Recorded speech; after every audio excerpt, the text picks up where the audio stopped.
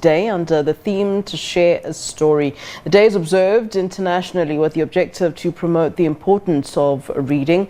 The event was introduced by UNESCO and is now celebrated in over 100 countries. Let's take this discussion further. We're now joined via Zoom by Africa Toucan CEO Alef Meulenberg. Thank you so very much for joining us here on SABC News, sir. Thank you, Flo. Thank you for having me. Just as a start, let's talk about the importance of reading. Of course, it cannot be understated. How does a day like World Book Day help us to further create interest in reading and in books? I think it's a really good start. For us, the importance of reading lies around the development of both children and young people. For children, the reading helps them with critical reasoning, with creativeness, and it just helps them from a developmental point of view. And for young people, having access to books that are diverse in nature, from both a writer's as a context perspective, I think is really important. With the current World Book Day, it really helps us to move along with that. Although in South Africa, I think we still have a long way, and that is predominantly a result of poverty, and related to poverty, the state of libraries in the communities that we particularly serve. Yeah, with the rise of social media, less and less emphasis, I think, is being placed on reading and on books, as the youth are, for the most part, on their iPads and interested in your sort of, I don't know, TikTok, Twitter, all those sort of things. How do books and reading sort of compete in this new era in that space? And I would argue, as someone who loves books, that these two shouldn't even be compared. But of course, we're looking at the time issue. A young person can spend 5 hours on social media editing their TikTok videos, whereas that 5 hours could have been spent reading a lovely, on the top of my head, I'll say John Grisham book. How do books sort of then, I'll have to use that word, compete in this space? Flo, firstly, you're making me feel old with the TikTok narrative, because I'm not a TikTok subscriber. But I do think that the struggle is real in that sense, in that young people are drawn to social media. And if we are not closing the digital gap when it comes to books in this sense, and providing books that can fit into the devices that they spend most of their day on, then I think we're almost running at a lost cause. Secondly, if we are making libraries cool again, what I mean with that is that they are, besides safe spaces, that they're spaces that attract young people.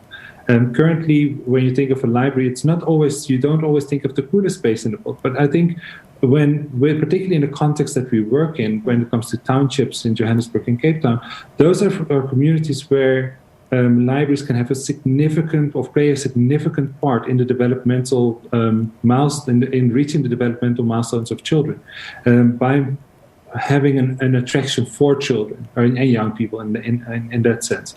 And whether that is providing quality internet, even though you run the risk of it becoming an internet cafe, or by kind of revamping them and changing their style slightly, that is a secondary discussion. But I do think that libraries in this sense can have an important role. Yeah, and let's talk about this year's theme, for World Book and Copyright Day, To Share a Story. What is that about? To share a story, and I find that really interesting, because to share a story makes you understand.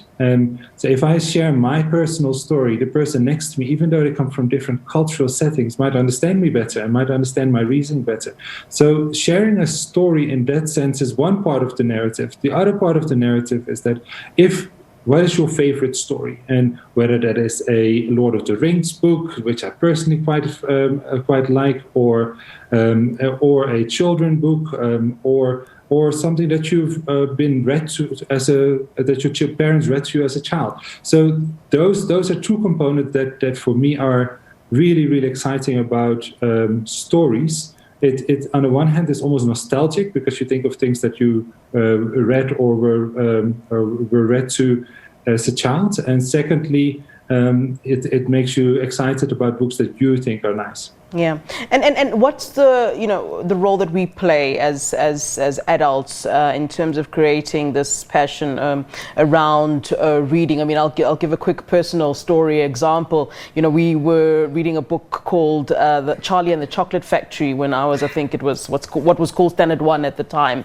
and our teacher at the time then took us to an actual sweet factory, an actual chocolate factory, and that stuck with me forever. And so I think that's where my love of books started to kind of grow, and I wonder if perhaps if more teachers, more parents started to interact with young people in that way, if that would also help in terms of creating this love and passion for reading and books.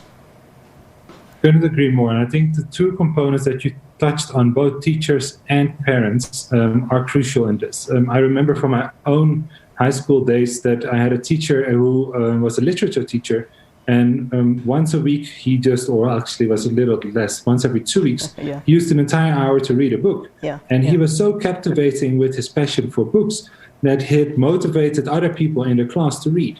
Secondly, a similar story, my own daughter is 2.5 years old, and in books she read about ducks. So I took her to a park where you see ducks, and she still talks about it to this day and asked me, "Daddy, when are we going back to the park?" So it motivates people to see reality in books, and it enhances their imagination.